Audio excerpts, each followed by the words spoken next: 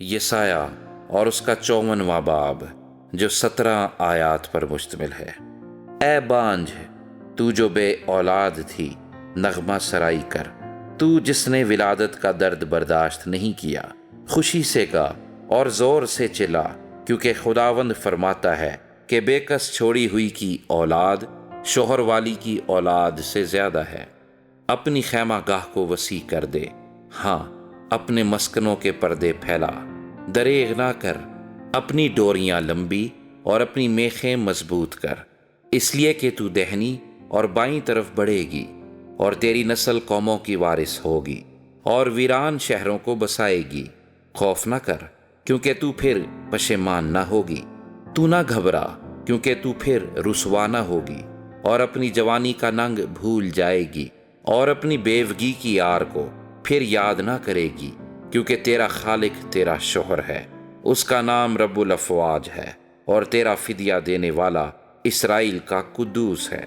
وہ تمام روئے زمین کا خدا کہلائے گا، کیونکہ تیرا خدا فرماتا ہے کہ خداوند نے تجھ کو متروکہ اور دل آزردہ بیوی کی طرح، ہاں جوانی کی مطلوقہ بیوی کی مانند پھر بلایا ہے۔ میں نے ایک دم کے لیے تجھے چھوڑ دیا، لیکن رحمت کی فراوانی سے تجھے لے لوں گا۔ خداوند تیرا نجات دینے والا فرماتا ہے کہ قہر کی شدت میں نے ایک دم کے لیے تجھ سے منہ چھپایا، پر اب میں ابدی شفقت سے تجھ پر رحم کروں گا، کیونکہ میرے لیے یہ طوفان نوح کا سا معاملہ ہے کہ جس طرح میں نے قسم کھائی تھی کہ پھر زمین پر نوح کا سا طوفان کبھی نہ آئے گا، اسی طرح اب میں نے قسم کھائی ہے کہ میں تجھ سے پھر کبھی آزردہ نہ ہوں گا اور تجھ کو نہ گھڑکوں گا۔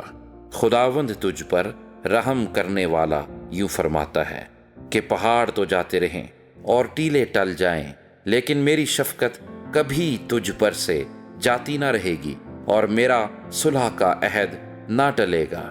اے مصیبت زدہ اور طوفان کی ماری اور تسلی سے محروم، دیکھ میں تیرے پتھروں کو سیاہ ریختہ میں لگاؤں گا اور تیری بنیاد نیلم سے ڈالوں گا۔ میں تیرے کنگروں کو لالوں اور تیرے پھاٹکوں کو شب چراغ اور تیری ساری فصیل بیش قیمت پتھروں سے بناؤں گا، اور تیرے سب فرزند خداوند سے تعلیم پائیں گے، اور تیرے فرزندوں کی سلامتی کامل ہوگی۔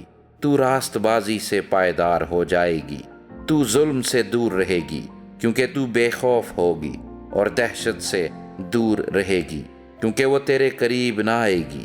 ممکن ہے کہ وہ کبھی اکٹھے ہوں، پر میرے حکم سے نہیں۔ جو تیرے خلاف جمع ہوں گے وہ تیرے ہی سبب سے گریں گے۔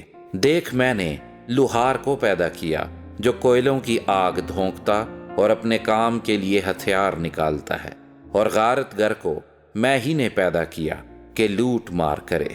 کوئی ہتھیار جو تیرے خلاف بنایا جائے کام نہ آئے گا، اور جو زبان عدالت میں تجھ پر چلے گی تو اسے مجرم ٹھہرائے گی۔